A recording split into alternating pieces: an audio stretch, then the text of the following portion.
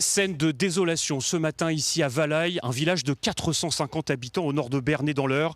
Hier soir vers 20h30, la foudre s'est abattue sur le clocher de l'église, emportant avec lui la charpente de l'édifice. Tout s'est effondré à l'intérieur, vous le voyez, les dégâts sont très importants.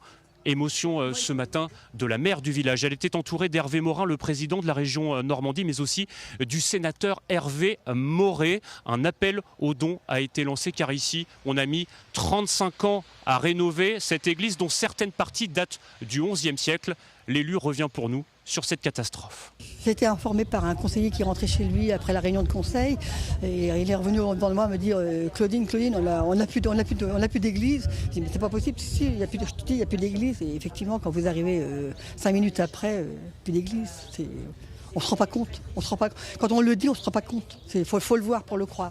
C'est donc dans l'Eure que les dégâts ont été les plus importants dans le département. Ce sont 21 communes qui ont été directement impactées par les intempéries du côté de Bernay, de Nassandre ou encore de Broglie. Les pompiers de l'Eure sont intervenus à 174 reprises. Ils ont été appelés plus de 700 fois, notamment pour des inondations, mais aussi des chutes de grêlons qui ont notamment troué les vitraux de l'abbatiale de Bernay.